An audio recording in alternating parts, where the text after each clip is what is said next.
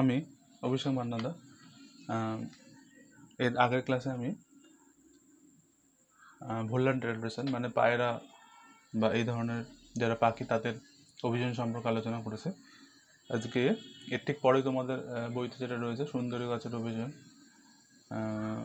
বা আরও স্পেসিফিকভাবে বলতে ওখানে যেটা জোর দেওয়া সেটা হচ্ছে শ্বাসমূল। তো আমি এখানেও একটু ব্রড সেন্সে যাতে পুরো বিষয়টির উপর একটু ধারণা স্পষ্ট হয় সেই জন্য এই ধরনের যে উদ্ভিদগুলি রয়েছে মানে যারা লবণাক্ত পরিবেশে জন্মায় সেই ধরনের উদ্ভিদ তাদের যে অভিযোজন সেটা সম্পর্কে আলোচনা করব, মানে অ্যাডাপ্টেশন অফ হ্যালোফাইটস। প্রথমে দেখে নিই যে এই লবণাম্ব উদ্ভিদ কারা। যেখানে এই যে সমুদ্র উপকূল এইসব জায়গার মাটিতে প্রচুর পরিমাণে লবণ থাকে, মানে NaCl, MgCl2, MgSO4 এইসব। তো এই সমস্ত লবণ থাকার জন্য মাটি কিন্তু খুবই লবণাক্ত হয়ে যায় এবং সেই মাটিতে যে উদ্ভিদগুলো জন্মায় তাদেরই এই লবণাম্ব উদ্ভিদ বা হ্যালোফাইট বলে। এবার এই সমুদ্র তীরের এই যে লবণাম্ব উদ্ভিদ বা যায় তাদের যে অরণ্য সেটাকে ম্যানগ্রোভ অরণ্য বা ম্যানগ্রোভ ভেজিটেশন বলা হয়।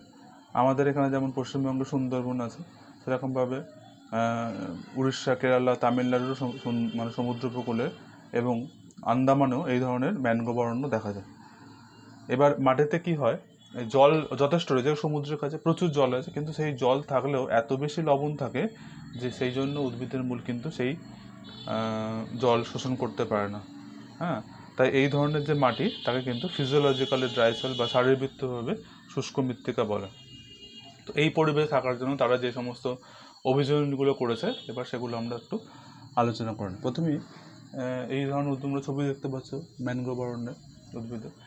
তো এই ধরনের উদ্ভিদের প্রথমেই কাণ্ডের কথা বলি। কাণ্ড যেহেতু মাটিতে প্রচুর লবণ থাকে সেই জন্য লবণযুক্ত জল বেশি উপরে উঠতে পারে না, তাই এই উদ্ভিদগুলো কিন্তু কাণ্ডের দিক থেকে ছোট হয়, মানে খর্বাকার হয় এবং গম্বুজ আকৃতি হয়।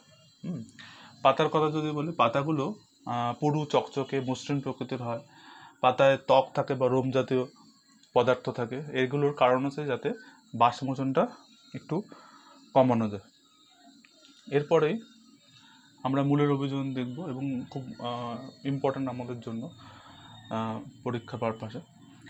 এরা যেহেতু লবণাক্ত মাটিতে জন্মায় সেই জন্য মূলের বৃদ্ধিটা খুব বেশি হয় না, ফলে খুব বেশি গভীরে প্রবেশ করতে পারে না, কারণ এত বেশি লবণ থাকে তার জন্য মূলের যে বৃদ্ধি সেটা ক্ষতিগ্রস্ত হয়।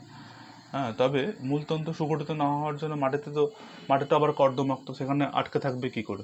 আটকে থাকার জন্য এতে বিশেষ রকমের কিছু মূল তৈরি হয়, যেমন ধরো ঠেস মূল বা অধিমূল, এগুলো যেমন সুন্দরী গাছে অধিমূল পাওয়া যায়। আর যেটা সব থেকে দরকার, তোমরা ছবি দেখতে পাচ্ছ এত এত শ্বাসমূলের ছবি, তো এইটাই হচ্ছে সব থেকে ইম্পর্ট্যান্ট অভিযোজন, যে এই অঞ্চলে যেহেতু মাটিতে অক্সিজেন খুব কম থাকে সেই জন্য এই বিশেষ অভিযোজনটা দেখা যায়, যেখানে কিছু মূল মাটি ভেদ করে উপরের দিকে চলে আসে, তাদের যাওয়ার কথা নিচের দিকে, মানে তাদের পজিটিভ জিওট্রপিক চলন হওয়ার কথা ছিল কিন্তু তারা নেগেটিভ জিওট্রপিক চলন দেখাচ্ছে এবং উপরের দিকে উঠে আসে এবং এরা বাতাস থেকে অক্সিজেন গ্রহণ করে। এদেরকে শ্বাসমূল বা নিউম্যাটোফোর বলে। তো শ্বাসমূলটাকে যদি ভালো করে লক্ষ্য করা যায় তাহলে দেখা যাবে এই মূলগুলোর যে সারফেস এরিয়া সেখানে অসংখ্য ছিদ্র থাকে, যেগুলোকে লেন্টিসেল বা আরও ভালো কথা নিউম্যাথোড বলা যায়। হ্যাঁ, যেগুলি বাতাস থেকে অক্সিজেন গ্রহণ করে এবং এদের ভেতরে স্পঞ্জি টিস্যু থাকে। সেই স্পঞ্জি টিস্যুতে এরা কী করে, সেই অক্সিজেনটা পাঠিয়ে দেয়, যারা আবার অসমোটিক পাথওয়ের মাধ্যমে একটা কোষ থেকে পরের কোষে, একটা কোষ থেকে পরের কোষ, এইভাবে করতে করতে সারা দেহে সেই অক্সিজেনটা যেখানে যেখানে দরকার সেখানে পাঠিয়ে দেয়। বিশেষ করে অবশ্যই মূলেতে পাঠায়, কারণ মূল একদমই অক্সিজেন পায় না। আর বিজ্ঞানী দেখেছেন একটা সুন্দরী গাছ যদি মোটামুটি 2-3 মিটার মতো লম্বা হয় তাহলে তাতেই প্রায় 10,000-এর বেশি শ্বাসমূল থাকতে পারে।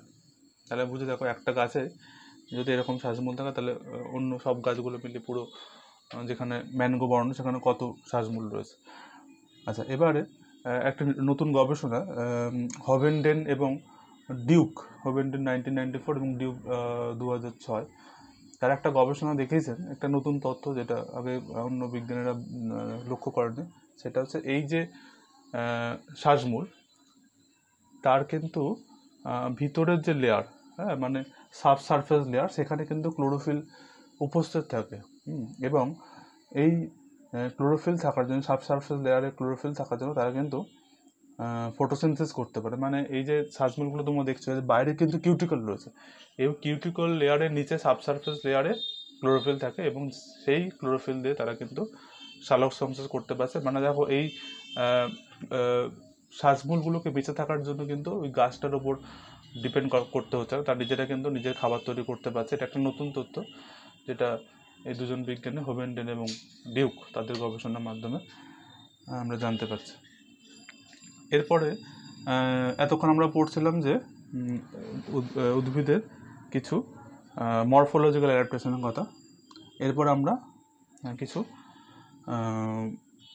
যে অভিযোজনের কথা জানবো সেটা হচ্ছে ফিজিওলজিক্যাল কিছু অ্যাডাপ্টেশন। তো ওই ফিজিওলজিক্যালটা পরে আসছে। আগে শারীরস্থানিক বা তোমার অ্যানাটমিক্যাল অভিযোজনটা একটু জেনে নিই।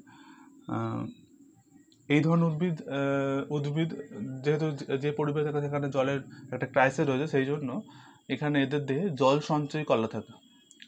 এই উদ্ভিদের জল শোষণের সময় কিছু পরিমাণ লবণ তো ফ্রিতে পাচ্ছেই, তো সেই লবণটা বের করবে কী করে? তার জন্য এই সমস্ত উদ্ভিদের দেহে লবণ মুচি গ্রন্থি থাকে, আর কিছু উদ্ভিদ মূলের সাহায্যেও দেহের এক্সট্রা লবণটাকে বের করে দিতে পারে।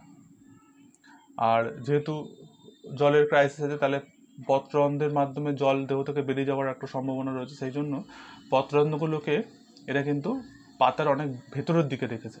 হ্যাঁ, মানে নিবেশিত প্রকৃতির পত্ররন্ধ্র, সানগ্লাস তোমরা যেটা তোমরা জিরোফাইটিক অ্যাডাপ্টেশন লক্ষ্য করেছিল, সেই রকম পত্ররন্ধ্র থাকে। এইসব উদ্ভিদের মূলে যান্ত্রিক কলা খুব একটা সুগঠিত নয়, আগেই তোমাদের মূল অভিযোজনে বলা হয়েছে। এবং কাণ্ডের যান্ত্রিক কলা তবে সুগঠিত, কারণ যে ধরনের অঞ্চলে জন্মায় সেখানে যাতে কাণ্ডটা এবং এদেরকে অনেক ঝড়ঝাপটা সহ্য করতে হয়। বিভিন্ন যে সামুদ্রিক ঝড়গুলো এই ম্যানগ্রোভ অরণ্যের ওপর প্রথম আঘাত আনে, এবং ম্যানগ্রোভ অরণ্যের জন্য কিন্তু পরবর্তী যে অঞ্চল বা শহরাঞ্চলগুলো সেগুলো কিন্তু রক্ষা পায়। তো সহজে যাতে কাণ্ডটা ঝড়ের আঘাতে পড়ে না যায়, সেই জন্য কাণ্ডের যে যান্ত্রিক কলা সেটা মোটামুটি সুগঠিত। এরপর আমরা লাস্ট যেটা আসবো সেটা হচ্ছে এদের যে শারীরবৃত্তীয় অভিযোজন বা ফিজিওলজিক্যাল অ্যাডাপ্টেশনে। তো সেখানে প্রথমে আমরা দেখে নিই যে এই যে উদ্ভিদগুলো হয় তাদের পাতাতে যাতে বাষ্পমোচন কম হয় সেই জন্য মোম জাতীয় আবরণ থাকে। দেহে জল সঞ্চয় করার দরকার হয়, সেগুলো তোমরা শুনেছো। এবার যেটা সব থেকে মানে আরেকটা ইম্পর্টেন্ট পয়েন্ট সেটা হচ্ছে যে এই ধরনের উদ্ভিদের বীজ মাটিতে পড়ার পরে জোয়ারের জলে ভেসে যেতে পারে। সেই জন্য সেই ছাড়াও আরও কী হয়, যে লবণাক্ত মাটিতে সেখানে অক্সিজেন কম থাকে, তাহলে যদি বীজটা মাটিতে পড়ে সরাসরি তাহলে অঙ্কুরোদ্গম নাও হতে পারে, বীজটা নষ্ট হতে পারে, বীজের মধ্যে ভ্রূণ থেকে মারা যেতে পারে। সেই জন্য এদের একটা বিশেষ ধরনের অঙ্কুরোদ্গম হয়, যেটা কিন্তু আর কারোর ক্ষেত্রে দেখা যায় না। আমরা অঙ্কুরোদ্গম জানি দুই রকমের, এর আগে পড়েছি, একটা হচ্ছে মৃদভিত্তিক, একটা হচ্ছে মৃদবর্তী। কিন্তু সেই দুটো ছাড়াও আরেকটি প্রকারের অঙ্কুরোদ্গম, যেটি হচ্ছে জরায়ুজ অঙ্কুরোদ্গম, ভিভিফেরাস জার্মিনেশন, সেটা এদের হয়। এখানে কি হয়, জরায়ুজ অঙ্কুরোদ্গম হওয়ার পরে এদের যে মোটা ভ্রূণমূলযুক্ত বীজ সেটা মাটিতে গেঁথে যায়। হ্যাঁ, এবং সেই ক্ষেত্রে কিন্তু এদের যে শিশু উদ্ভিদগুলো ধীরে ধীরে ওখান থেকে বৃদ্ধি পেয়ে থাকে এবং তাদের যে মারা যাওয়ার সম্ভাবনা কিন্তু অনেকটা কমে যায়। তো এই জরায়ুজ অঙ্কুরোদ্গম তোমরা এখানে দেখতে পাচ্ছ ছবিতে, জরায়ুজ অঙ্কুরোদ্গম হয়েছে, গাছে থাকা অবস্থাতেই বীজগুলো অঙ্কুরিত হয়েছে, যেটা কিন্তু আর অন্য কোনো ধরনের উদ্ভিদে দেখা যায় না, একমাত্র এই ম্যানগ্রোভ জাতীয় অরণ্যের উদ্ভিদেরই বৈশিষ্ট্য। তো আজকে আমরা হ্যালোফাইটিক উদ্ভিদের অ্যাডাপ্টেশন সম্পর্কে একটা ধারণা তৈরি করলাম।